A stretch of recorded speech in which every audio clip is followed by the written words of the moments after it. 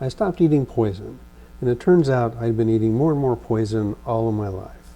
But something got my attention. And it's really scary when doctors can't even figure out what's going on. The doctor literally told me, your gas is as good as mine, and that was a real wake-up call. Now, I live in a small town, and I appreciate doctors that understand their limitations. And they work really hard. They're good doctors, and they care. But what started this was a growing inflammation under and behind my right eye that was causing me to lose vision. Kind of a scary thing, but nobody had an answer. So I started researching causes of inflammation as things continued to get worse. I kept coming back to food. Food. More accurately, the stuff that the factories put in food that don't add any nutritional value, but do help them. Most of those additives do one of a few things: extend shelf life, make things look more appealing, make things tastier, and sometimes make things addictive. Maximizing nutritional value doesn't seem to me to be a big priority for the big food factory companies. It started with processed seed oils. Frankly, if something's got processed seed oils, it's got all kinds of other stuff that you don't want in your body. And then farming, glyphosate, there's all kinds of other pesticides that are sprayed on food. I find a hard time believing all of that is gone when it hits my plate. Now, farmers have a tough job. They've got to protect crops from pests and all kinds of other things. They're working to maximize crop yield on every acre. Those things don't always help our health. And one of the biggest casualties for me was bread. I really love bread. I'm a bread person. When I started looking at the bread labels, you should do the same thing. They're full of stuff that isn't really food. Lots of preservatives and all those things I just listed. And one of their goals is to be able to have bread stay on the shelf longer, because you make more money if you don't throw bread away. When I was growing up, a long time ago, my dad used to go to the day-old bread store and buy bread, and we'd fill the freezer of it, and we'd eat off of that for a while. You don't see day-old bread stores anymore. Nowadays, my wife bakes bread with just the minimal ingredients, or we go to local farmers markets and we started eating cleaner foods, food that was food, like free-range eggs. And I get those from my niece's farm, and the chickens run around and have a great life, and consequently produce very healthy eggs. And they're very tasty too. And we switched over to unadulterated field-raised beef. And there's a whole different taste to that, and it's a whole lot healthier. And we went to organic, unprocessed, or minimally processed foods in general. So we quickly got acquainted with our local healthy food grocery stores. So by then we had most of the man-made poisons out of our house. While we were doing this, my eye continued to get worse. I eventually lost all vision in my eye, and I started having headaches. So I went to the emergency room. Long story short, I ended up in a hospital in a bigger city with more specialized doctors.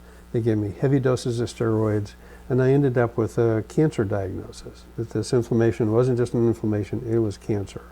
And that's the second time I've had cancer. The steroids bought some time, brought down the inflammation, and my vision improved significantly. I'd say it's 80% or so of what it was before. But I have a cancer diagnosis. The next question I asked myself after that diagnosis was, what fuel does my body need to fight this? Because food is fuel. My wife's BMW ideally runs on 93 octane, no alcohol fuel. It's expensive. I have occasionally tried to sneak in some 87 octane, and guess what? It doesn't run well. It pings, it doesn't have full power, and if I did that consistently, the engine would die and the thing would die an early death, which we certainly don't want. Our bodies are the same way. If we're putting in 87 octane and we need 93 and we don't need all these additives, then bad things are eventually going to happen. So I started looking at that. What are those fuels that are going to help my body fight this second time around? And I sure don't want to go through the third time if I can avoid it. And it kept coming back to keto. From what I understand and why keto is important is cancer cells love sugar and love carbs. They eat them up at a much higher rate, but they can't live on ketones, which is what a keto diet gets your body living off of ketones. So voila, keto. I see why it's controversial. It turns a lot of traditional diet stuff on its head, but I'm not looking for a weight loss miracle. I'm looking for the best fuel to fight cancer. So I've gone keto. I'm betting keto. There's a curious side note to this. When I was in that hospital, it was a teaching hospital, and lots of future doctors came by to talk to me because my case was a bit unusual. Easily 24, maybe more. But only one doctor, future doctor, asked me anything about my diet and what I ate. Several of them asked about lifestyle choices, like did I drink alcohol and how much, and did I have AIDS, or was I a potential candidate for AIDS? And they even tested me for AIDS, and that came up no, which was no surprise to me. So I started keto 2 weeks ago. We layered the keto rules on top of all of our real food rules. So shopping is kind of interesting at this point. Now, we were already more or less on the Mediterranean diet. My wife does a good job of having us eat healthy, so it wasn't too much of a leap for us. And another little side note is I discovered turmeric, which I think is one of the most underrated spices on the planet. Its anti-inflammatory properties are amazing, so you should check out turmeric. Just a little, no extra charge for that. But now, my beloved bread is gone, pasta is gone, anything with carbs, and my wife's very tasty sugar cookies are just a fond memory. And as we started looking deeper into sugar, we thought we were on a low sugar diet, and then even things like my barbecue sauce, stuffed full of sugar, ketchup stuffed full of sugar. The list just goes on and on and on. So we've made so many radical changes. But if my diet facilitates beating cancer, I'll pay that price.